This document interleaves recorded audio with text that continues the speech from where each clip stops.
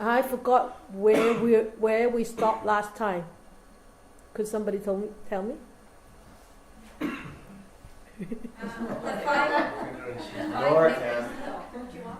Still on the 5 hindrances? Yeah, we did greed, ill will, drowsiness, and dullness. Okay, drowsiness and dullness. So we come to the big point, the restlessness. So I'm right.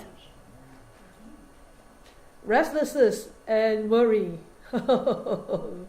You mentioned about that, restlessness and worry. Somebody was so restless and so worried. No. Well, I went to school today to teach meditation at school again. Nice, yeah. Well, we had almost 50 kids altogether, right? With 2 classes. 2 classes. 2 classes. 2 classes. But it was nice. What ages? What ages? Grade 2, 3, 4 and 5? So 8 to 10-year-olds. Yeah. So these are the 2 teachers here. Sorry, you have to show yourself. So I was so touched by the kids. Firstly, because they remember my name. Probably the teacher told them. Oh no? They remember you. They remember me. Secondly, they remember what they have learned. Of course, the teacher has done good work to keep on reminding them, practicing with them, and as soon as they just sit there and close their eyes. Perfect, really. I mean, I think there was just like one. Everybody for the first class, Laurie's class, everybody was so quiet and so trying their effort to be focused, except one little guy. He's making guns and all that, but he still has his eyes closed. Sometimes he open and look at me, but it was okay. But it was so nice, and I said, so what you have learned from me last time. So they knew mindful seeing, mindful eating, mindful feeling, and mindful hearing, and mindfulness of their breath. Oh gosh, I said, wow. And then we go on to, we started off with a program in our head, but we got carried away without any program. We just carry on, and it was amazing to see how they actually be so honest about their own feelings. And a couple of them said, I said, have you done your homework? And they said, oh yes. I said, what did you do? Mindful eating. My mom said, why do you eat so slow? Every dinner, I'm the last one to finish. I said, then you have to do your own dishes. She said, yes, I will. And then the next one said, I do mindful eating too. And sometimes I do mindful breathing. It's great, It's so good. It's really nice. And the second lot, the younger kids. Of course, we do little, shorter meditation. But I saw, 1, 2, they were very fidgeting last time. And this time they just go on. The little guy at the back, last time he was like, and this time he just sat there. Then he answered questions, he put his hand up, he was, I am surprised, I'm so surprised. And I shouldn't be surprised, but I said, I'm happy, I'm inspired, I'm touched by the 2 classes. You teachers have done a great job. Let us keep on doing that, okay? And so I think with your own experience in meditation, it will actually reinforce their practice too. And wouldn't it be nice if we could do it more often with high school or secondary school? Yeah. You come back tomorrow then, because you're going to get 1 more or 2 thank you card, right? Yeah. I said, wow. And some of the kids have taken my class, but they were not in their class anymore, so they laughed, but they said, Sister Jessie, it was really, really, really touching, and I hope this seed in them, they will keep nourishing it, and then they build up that strength to actually face their own life. They have a long life to face, may have a lot of difficulties, may have a lot of restlessness and worry to deal with, right? And only with that such a strong and powerful mindfulness one can deal with that. It's not easy. So when we know that when we worry, our mind doesn't settle, and our mind is sort of like floating and becoming restless, and that's why restlessness and worry always go hand in hand together. Always, when you worry, your mind, your body is sort of like, I want to sit, but I want to stand, and I want to lie down, and I want to sit, I want to stand, I want to lie down. So they all go hand in hand together. Why do you think, like physiologically, why do you think that somebody is restless? Physiologically, not dharmically. Why? Is the mind sort of manifesting in the body, right? Yeah. So they're unsettled in their mind, so their body's restless. Yeah. At first, that also, and sometimes physiologically, somebody has too much energy in the upper part of the body. That becomes very restless. So for example, when you feel so like a lot of heat up here, you become very restless. And of course, this is like a mutual thing. If you have a very stressful mind, then that mind will result in extra energy, the heat, or unpleasant energy building up around the upper part of the body. That's physiological, phenomenon. So how can we deal with this? We can go diving into the ocean and cool down the body, or we can just observe. And some teachers say that restlessness and worry is compared to like a slave, like as if that we are a slave, and we work so hard, but we never get compliments from our owners, right? And we keep on working and becoming so nervous and anxious because we never know that whether our what do you call those people? The masters. Whether those masters are happy with your work or not, you're constantly in that kind of anxiety mode, right? You think people work too hard? Not in Canada. Too much? Not in Canada. No? No. You ask Eva. Oh. Yeah. No, not in Canada. We had a discussion yesterday about the banner. And the banner for the festival this end of the month, I said, you guys need to give me the dimensions. I need to ask the designer to design that. And the designer said, Sifu, what is the dimension? I said, I'm still waiting for the dimension. I said, this is what our vision is. This morning he already gave us a design without the dimension. And I showed to Eva on the way out to the school at 8:30 in the morning. I said, Eva, this is the design. She said, you kidding, Sifu? You got the design already? I said, come on, this is not Canada. This is Hong Kong. People work like this. Not in Canada. People is too fortunate in Canada. Too fortunate, because you don't really need to worry too much.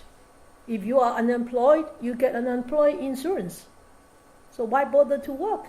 If you are not well and you got disability allowance, why bother to work so hard? And if you are sort of, whatever the difficulties you have, you always have some resources to help you to get by. And so not in Canada. well, it's not fair for me to say that. You guys work very hard. But not, generally speaking. Generally speaking. Do you mean that work, Well, or practice? I'm just thinking that if somebody didn't take the time to calm themselves, like if they're always in a work state and busy, Yeah, like maybe I mean busy, busy, that they don't take that time to, off. Yeah. Yeah. So it's not necessarily the work. It's actually the mind is constantly, on the go, and the body is constantly on the go. Like me, constantly on the go. And Eva asked me this morning, I don't know how you can do it. I said, how I can do it? Without meditation, I cannot do it. So 2 hours daily meditation that helped me to replenish my own energy, so I can go on and do all this work. I seldom stop, right? I go to bed at 12 and get up at 6 in the morning, every day, almost. Sometimes I go to bed at 2 and still get up at 6. How can I do it? Sometimes I yawn a bit, and Eva said, you tired? Yes, I said, I'm tired. I close my eyes for 10 minutes, I come back and feeling very refreshed. You have something to say? Yes, I from my own experience, I think 50 years ago it was very, very different. I think people worked then. At that time, yeah, in the past. But that's a long time ago. That was a long time ago, yes. I remember my mother, my parents used to work very hard. Yeah, mine too. Yeah. But at that time working, at that time the goal of working is actually very simple. Was very simple. Just to sustain the family. But now, that crazy work is to fulfill the craving. So it's actually very different. With just that intention set out, it's very different, and it actually burns up a lot of energy. Agree? Sort of, yeah. Okay? So the more you worry, the more restless you will become. So try to be observant, okay? Worry. And once you start to become aware of that worry disappears. But the next worry will come up again. The next worry will come up again. And that's why we think the worry is permanent. Why do I have so much worries? No. Actually, each worry is different. So you just have to observe that worry. There's a worry. I address, okay, there's a worry. It's gone. The next worry comes up. But because they come up so fast and so frequent that you think that worry is sort of like a real thing existing. But it is not. So that is the truth that we have to start seeing, so that we can break that cycle. I've noticed from my experience that the content really doesn't matter. No, It's just, it's a habit. and I see that, and then that one's dealt with, and then the content changes, Yeah. but underneath it doesn't. No. So yeah, it's true. The content, it doesn't change. I mean, the content changes, changes, but that habit pattern is a habit pattern. It's a reactive pattern. So if you don't correct that from the deep down, you will never be able to deal with that. Okay? Yes? I remember hearing about an experiment that was done, I think it was something like 30 to 50 years ago, by some huge corporation like IBM or one of those. And they took salespeople, the top salespeople, and some of the worst salespeople, and they switched their territory. They put the top salespeople in terrible territory and poor salespeople in excellent territory, and they all did the same. Yeah. It's about what they're used to. Yes. That's what they found. Yeah. It's about the habit pattern that's The habit pattern. so established. Yes. It's the known is what's comfortable. Yes, we talk about that the comfort zone, right? The bubble that we all like to sit inside and not allow the bubble to break. That's, even though that bubble we think is actually not a good bubble, it's not going to lead us to the liberation of sufferings, but we'd rather stay inside and be okay inside there. You think that you're okay, right? Last week I went to the prison and we had a long talk with one of the buddy there. He had a life sentence, and it was like only like he said a 10-year for life sentence. So after 10 years he can actually apply for parole. He did not apply for parole, and so 2 years passed, 5 years passed. It's 17 years now for a lifer, which is supposed to actually serve 10 years only, and he could be eligible for parole, but he did not apply for parole. Why? Possibly because he felt so safe inside that bubble. He'd rather stay in that bubble than going out into another bubble. We had that. We saw that very often in the prison, especially for people staying there a long time. They don't have that confidence to go out again because there are so many worries, right? So yeah, the bubble. So this restlessness and worry always come hand in hand. We know that if we want to actually start worrying less and become less restless, you really have to do it inside, from here. Don't be afraid to dig in there. Don't be afraid. Only the possibility for you to come out of that, all the difficulties is to be able to dig in there. Even though how raw that it could be, how hurtful that could be. That's the only way out. It could be very raw, it could be very difficult, but it's no way to hide. If you try to avoid, then you try to push it back down again and again and decorate them with beautiful flowers like peonies and roses. You never address them. As I said just now, you fall, you stand up, you start again. You fall, you stand up, you start again. And you fall and you're afraid to fall again. You're afraid and you try to avoid to fall. You will never take another step. Right? So don't be afraid to fall. Don't be afraid to fall. Watch your steps. As I said to the kids today during the meditation, I said, watch, walk, and feel. Watch, walk, and feel. That's my slogan for the day. Watch your step, walk your step, and feel your step. So never be afraid to fall. Never be afraid to fall. Okay. So next one, doubts. Not knowing the right purpose, not knowing the right direction, not knowing what you want, and this is really simple doubt. But what he said about doubt is actually doubt about his teachings, doubt about the possibility of releasing yourself from miseries, the possibility of seeking a path out, the possibility of walking on that path, and doubt about the Four Noble Truths mainly. Doubt about, this life is not full of sufferings, this life is full of happiness. You see, I'm so happy because I'm rich. I'm so happy because I have good food. I'm so happy because I have this Apple phone. I'm so happy because I have all this family around me. I'm so happy because my husband loves me. I'm so happy. All this, no, you are not happy. Sorry. Materially, yes, it's fulfilling, but not happy. That happiness is transient. That happiness is not from the mind. That happiness is from the fulfillment on the material side.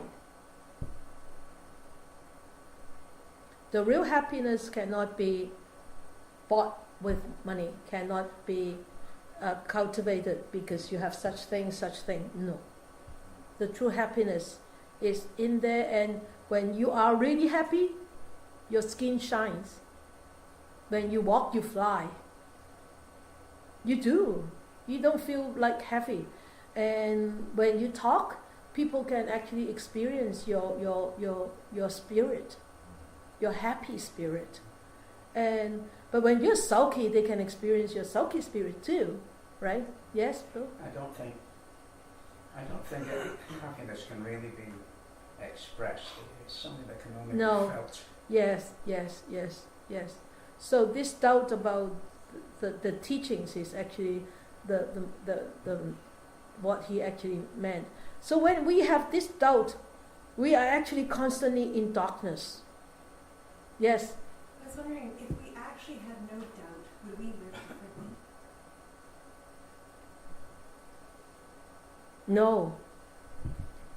We would have lived really like a zombie. Because we won't be curious enough to go and search for answers. If we don't have any doubt. If we have no doubt in what the Buddha taught now, right? So Yeah. say we all here embraced it fully. Yeah. You don't think we could do anything differently? There's one thing about being able to actually see the reality, right? If you Yeah. really, which is a little different than non-thinking. It's once you really see the way things are. Right, so you're saying that once we're enlightened, we would be different. Yeah. Yeah, but that doubt is very sneaky. And sometimes it could be very subtle. It's not big doubts. It could be, very little subtle doubts. But he mentioned doubt in this aspect is, the doubt about his teachings, and so that you get confused. You start to ask why am I? Yes, Mali. Buddha said at one point, you should come and see for yourself. Is that Yeah, the experience. Yes, that's why. Because when we have doubt, then we will start to look for ways, right? And we will start to experience, and we will start to verify that with our experience, right? Right? Laurie, you understand? Yeah, so you have to have the doubt, but to verify it. Yeah, but the doubt at that time is not an obstacle for you to search. But if it becomes an obstacle, then that is a hindrance. Right? I guess the difference might be is if you hear some particular phrase or something that the Buddha taught, you may have doubt enough to go check it out or try that practice and see if it works. But the other doubt would be, I doubt that will work, so I am not going to try it. Yes. Yes. Maybe that's Yes. a bit more. Like the story I shared with you last week about my mom, right? And I asked my friend, so is it going to work? He said, I don't know. It depends on you. I said, oh, it depends on me? I thought it depends on your Buddha to come and help me. He said, no. He doesn't come and extend a helping hand. Come on. No. You have to walk the path. You have to do the work yourself. So, if I did have doubt at that time, I would stop going further. Right? But sometimes that doubt could be very useful. If it is a good doubt, I doubt about my ability. Okay, let me try. I put my effort in. What if you use curiosity instead of doubt? I think curiosity is better, but this doubt is actually meant that they don't believe they don't trust the words of the Buddha.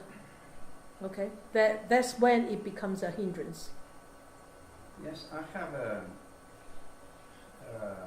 paper at home from Buddhist studies, and it refers to this restlessness as being largely erotic in its character. Mm. What's the link? What's the link? Erotic. Just erotic. Like erotic or neurotic, or just restlessness, just couldn't settle down. Some people is like that. You can see that, and especially nowadays with so much attention diverted towards the outside world, the restlessness become more and more. You see why people become why people constantly have to go to their cell phones to check their messages. Why? Because they are so restless inside that they need to put their attention on there, And with that, like this, so the fingers rest on the feelings, touching the My front. granddaughter stayed over the weekend. She was never not going away while I know. talking to me or something. I know. Yeah. Oh, you get 10 people sitting on the table, 10 people have their cell phone out and not talking with each other. Or you talk with me? Okay. Hi, Derek. How are you? Are you enjoying your meal? Like that, right? So that's the We're not problem. the main object of her mind. Just peripheral. I know, peripheral. It's horrific. I think it's horrible. So remember the four Greek divisions that we could go fast on this. The preventing the arising of unarisen unwholesome states. We actually talk about that. We're going to go in detail. To abandon the unwholesome states that have already arisen, to arouse the wholesome states that have not arisen, and to maintain and perfect the wholesome states that have already arisen. So these are the four great divisions of right effort.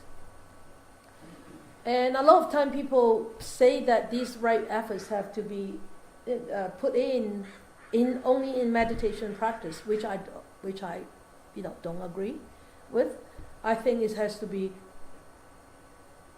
practiced anytime during the day. Anytime, anywhere. Okay?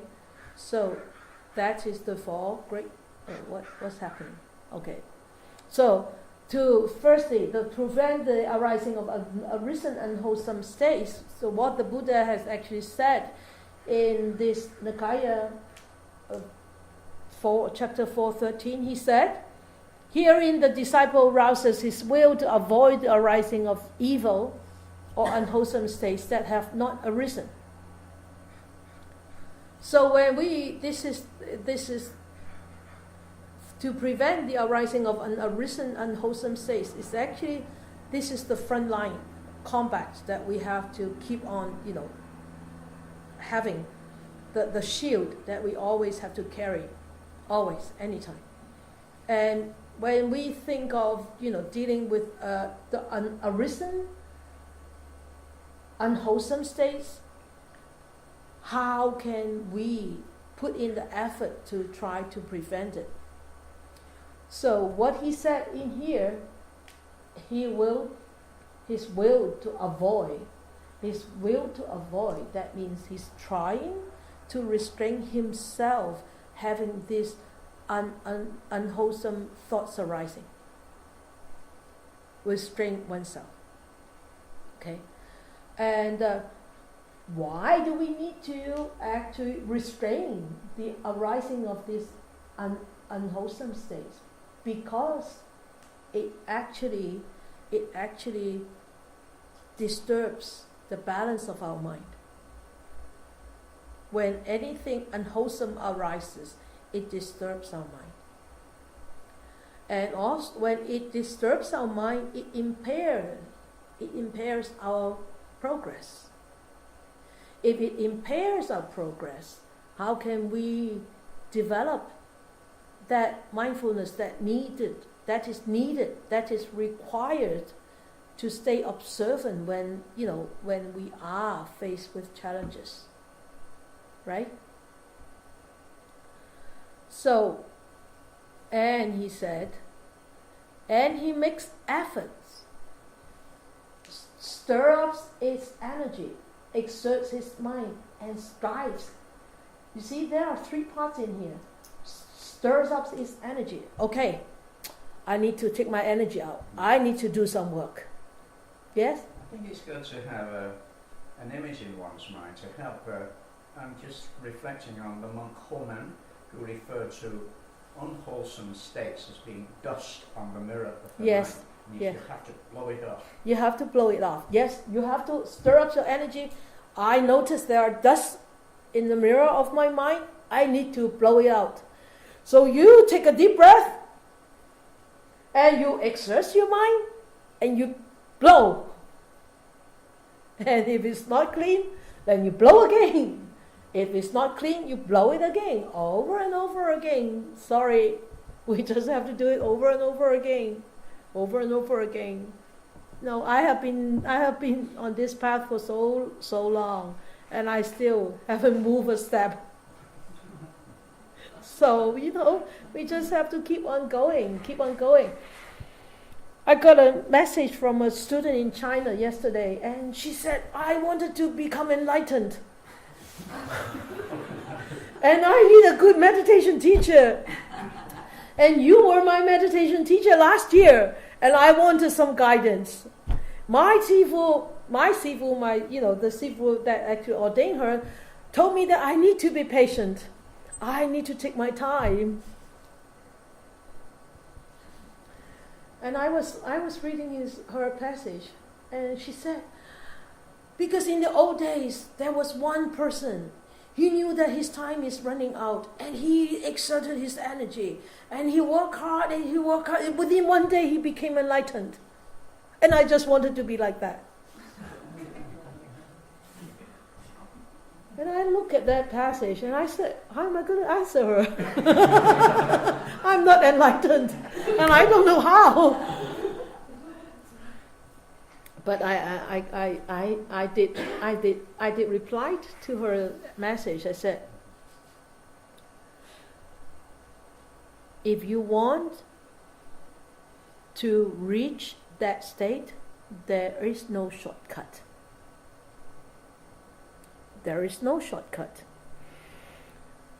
When you wanted enlightenment so desperately, you already lose that equanimity.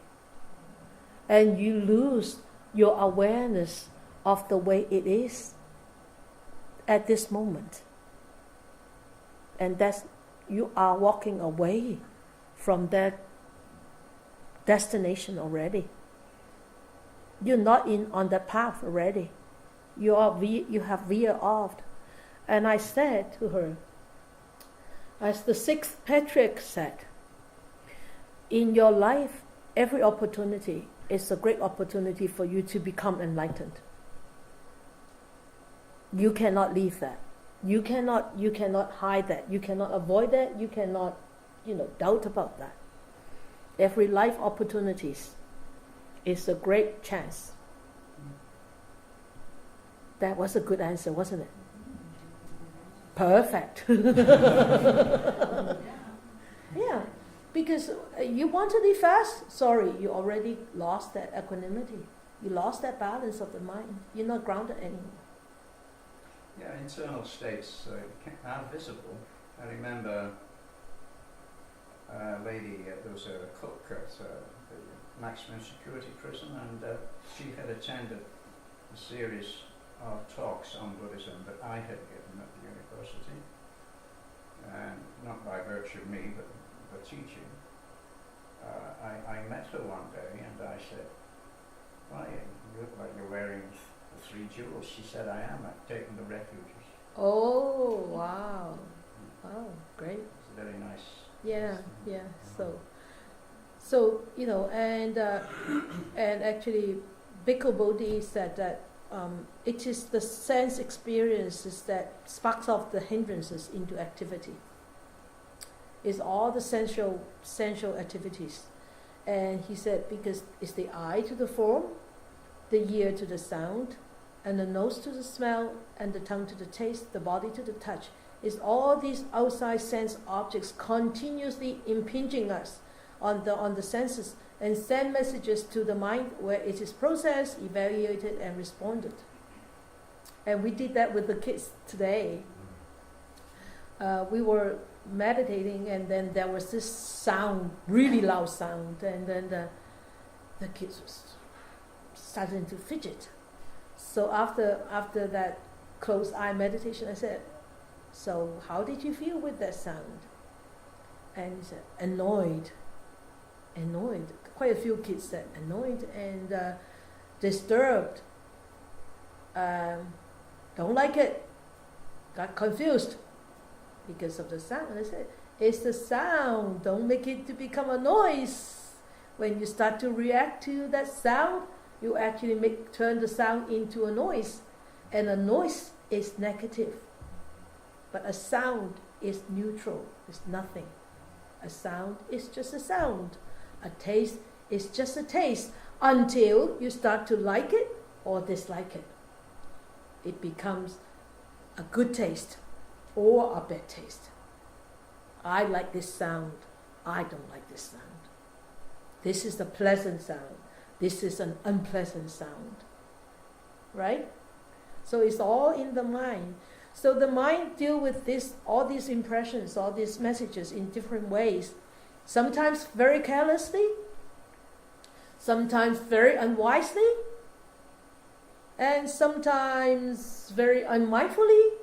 And so these sense objects, when we deal with them very carelessly, very unmindfully, and very unwisely, we allow these objects to come into the mind and stir it up. And then when it becomes stirred up, and you start to label them, oh, pleasant, unpleasant, I like it, I don't like it, I want it, I don't want it, and then you start to react, push it away, or take it in, take it on, I want more. Oh, I don't want it, I don't want it, I don't like it, I don't like it.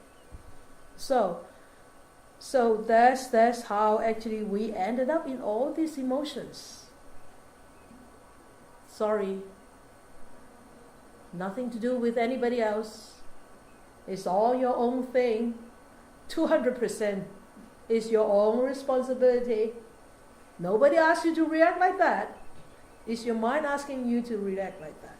But you can help another person. You cannot help another person. You cannot control another person. But you can help yourself. I was down in Vancouver with my elder daughter, and we were watching a whole lot of activities down below us on a building site. Yeah. And there was a man beside me, and he said, "It's noisy, isn't it?" And I don't know what I persuaded him to say, but I turned to him and said, "It's the song of the city." It's the sound of a city, The yes. song of the city. Song of the city. Song of a And city. he fell into step with myself and my daughter and walked along with us with a camera on his shoulder, because he was some kind of photographer, and he was quite voluble talking about it. Yeah. So I've never thought of it like that. Yes, song of the city. Yes.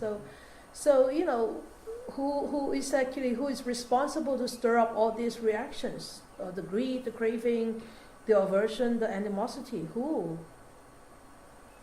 Right here. Point the fingers back to you. You are the number one. Look, when you say I'm the number one, there are four fingers pointing to you. There's only one finger pointing upward, away from you, but four fingers pointing to you. So you are totally responsible. I'm sorry to tell you this. Okay?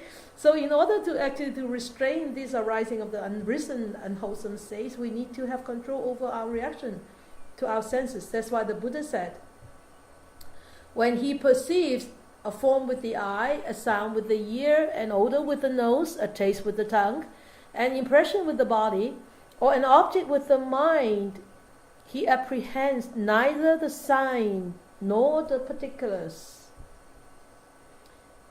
Well, neither the sign nor the particulars.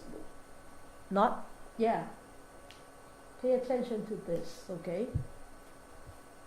And he strives to ward off that through which evil and unwholesome states, greed and sorrow would arise. And if he remained with unguarded senses, and he watches over his senses, restrain his senses. You see? So he said restraint of the senses doesn't mean that we deny or we withdraw from the sensory world. We address them. We just address them, but we don't react to them. It's very difficult. Very difficult. And at that, in the Buddha's day, there was this monk who has difficulty with, sensual pleasures, especially the sexual sensual pleasures. And so this monk, the Buddha actually knew that, and the Buddha taught him how to observe, and taught him the observation of the anatomical parts.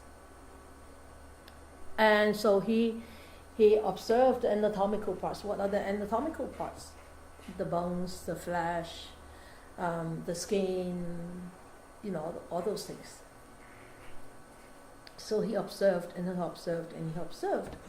And one day he was sitting there, and there was somebody, flying by, and he saw this something flying by, and then the next thing there was this angry angry man coming by. He said, "Oh, monk, did you see my wife, my beautiful wife who fled home?" And the monk said, "Your beautiful wife? I'm sorry, I didn't see any. I see a whole set of skeletons. Is that your beautiful wife?" And the man looked at him thinking that he was crazy. Seeing a whole set of skeleton rather than a beautiful woman. And actually that helped this monk to overcome his sexual desire. And, because we adopt a vow of celibacy, right? So if we cannot overcome this kind of sensual desires, it's going to really be a big challenge. It's very difficult, to keep our monkhood.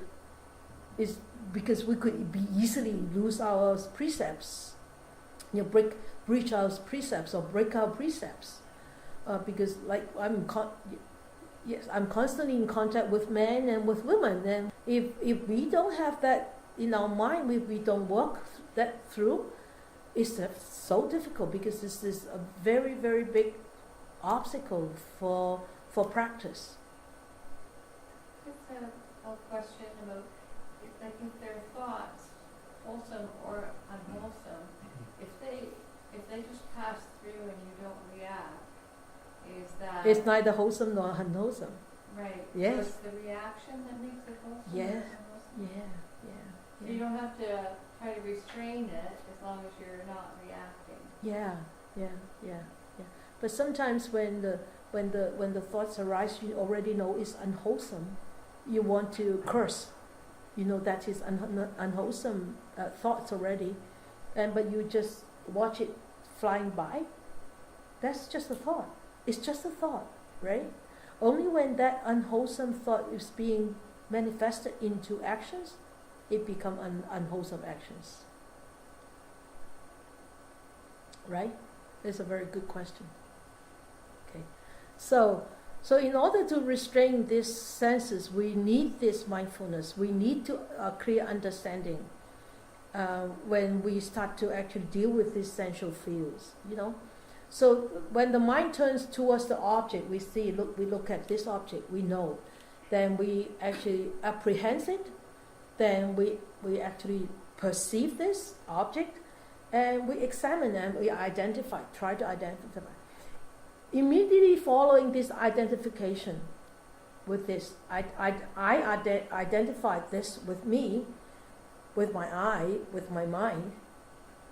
Then before we start to actually have an evaluation of this identification to this object, there is a little space in between, a very tiny space.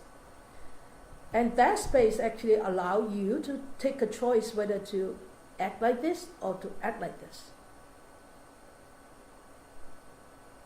That's why we always say, start off with no judgment, no identification, no interpretation, no expectation, no labeling, just the way it is. So, before you start to evaluate whether this is nice, this is not nice, whether I like it, or whether I don't like it, there is this gap that we can make a choice. And that could be a wise choice if you have mindfulness, or could become a very bad choice if you don't have any mindfulness. Alright? So we know when this mindfulness is absent, the defilements, the hidden defilements inside our mind will start to push for an opportunity to surface. And when they surface, they will motivate. They will result in a wrongful decision. Just so simple. Okay? So you know that when with this mindfulness, it holds these hindrances in check. I constantly check myself. Do I have these hindrances?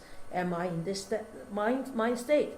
So you actually keeping a very, very high alert. You're always in constant amber alert, but not stressful. You're constantly in check with yourself. So you don't allow these hindrances to actually lead you away. So that's why mindfulness plays a big part in this aspect of restraining ourselves from having all these unreason, unwholesome states to arise. Okay, clear? Okay. So much talking today. Mindfulness. So we know that mindfulness is sort of remembering and noticing and reapplying, constantly reapplying it again and again, and expanding and extending the moments of mindfulness. Now we have 1 second of mindfulness, being mindful. Next time we have 2 seconds. Next time, and sometimes we make wrongful decisions. Sometimes we react. Sometimes we become unhappy. Sometimes we become doubtful. It's okay. That doesn't mean that you are permanently doubtful. That doesn't mean that you're permanently unmindful, right? Because of this law of impermanence, so that's why this world is filled with so much hope. Our life is so hopeful, just because of this. The Buddha always advised with wise attention, so that we could avoid unwise attention, and bear. When he said bear with the small discomfort, is talking about like during our daily life or during our meditation, when we thought, oh, this is too warm. Okay, you get up and open the window. Okay, you sit down. Oh, this is too cold, and you get up and you close the window. Come on, bear with the little discomfort that you experience right now, and see how that affecting your mind and how that mind affecting your behavior. If we can start bearing the little discomfort, then we can bear the little bigger discomfort next time. Then the bigger one, even bigger one. That's how we can actually improve ourselves. But if you try to avoid, oh no, I don't want to face this. No, I don't want to go there. No, I don't want to do this. No. Then you try to avoid, you try to run away. There's never a chance for you to face it, and sorry, there's no way out for you. Okay, and remember in the Mahamagana Sutta that we talk about, be in acquaintance with good friends, live in good place, live in conducive places, and avoid the unmindful people. Don't avoid us, because we are all mindful people. We are all good friends. We are all Dhamma brothers and sisters, okay, and Dhamma friends. So don't avoid us. And remember, this is very important from the last slide. It apprehends neither the sign nor the particulars of the external stimulus, which may give rise to unwholesome mental states. The sign is the thing that actually catches our attention and make us want to explore or look deeply, closely, in order to rouse up the unwholesome states. So don't.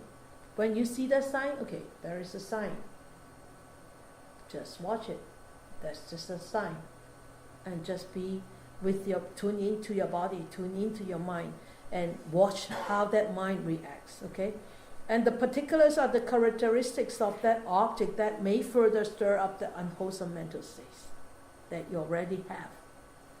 That's why he said, apprehends neither the sign nor the particulars, because all these signs and particulars of the external stimulus will stir up that inside mind.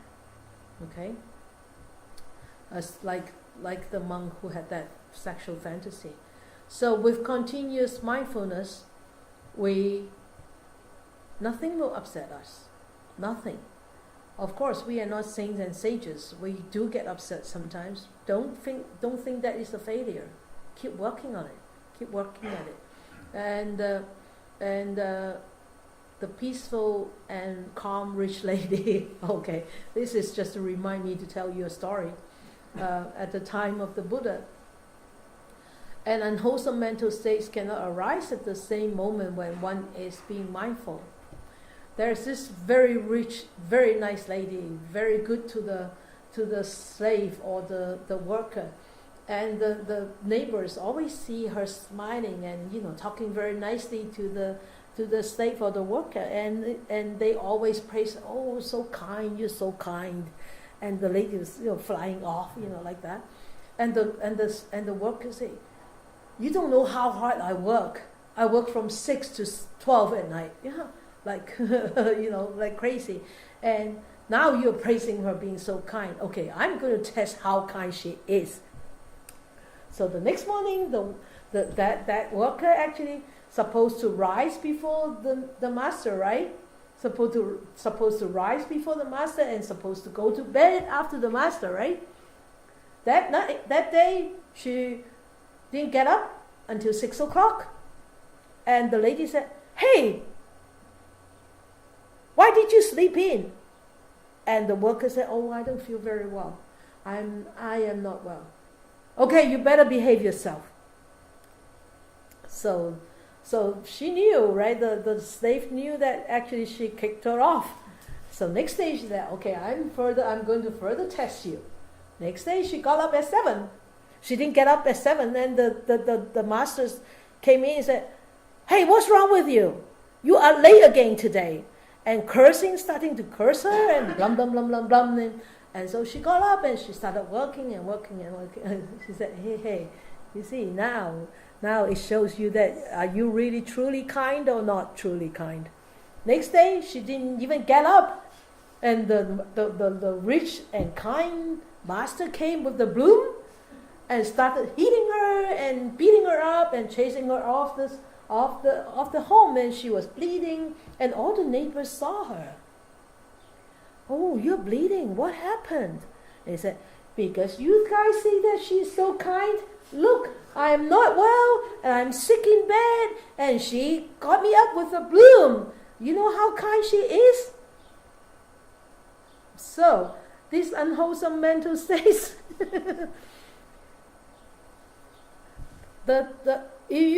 Sometimes you think this person is very kind, wait until opportunities arise and you can really test her.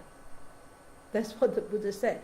But when somebody is very mindful, that unkindness would not arise. But you know that mindfulness is so short. It's just like this, right? Each moment. So the next moment we could be flickered off by anybody or even by ourselves. So don't blame yourself. Oh gosh, why? That is where you fall. Get up and start again. That is where you fall. Get up and start again. Okay? Don't keep sort of like blaming yourself, feeling guilty and whatnot. Because we are the only one who can do this.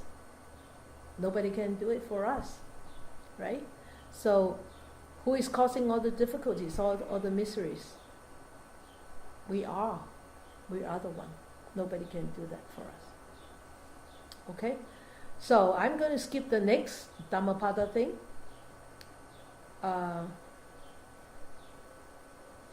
Okay, quick. It is easy for the good to do good. We all know that. Difficult it is for the evil to do good. We know that. Like that the gang in Texas, was it? Texas? Yeah, the biker. The biker gang, yeah. Yeah. So it's very difficult for them to do good. And easy it is for the evil to do the evil. Yes. And difficult it is for the good to do the evil. That's what he said in Dhammapada verses 163. So what he meant here is preventing is always better than cure. So we are trying our best to prevent the unwholesome things to arise. And mindfulness practice actually, with the skillful effort, can help us to prevent these negative thoughts and actions to arise in the future and in the present.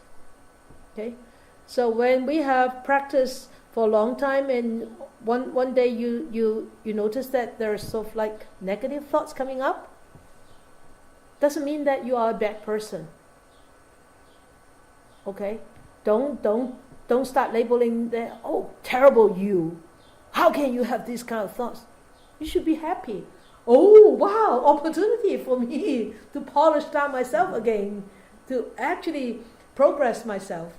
So it means that, we still have a lot of work to do. If we constantly still have those negative thoughts coming, that means the path is still very long.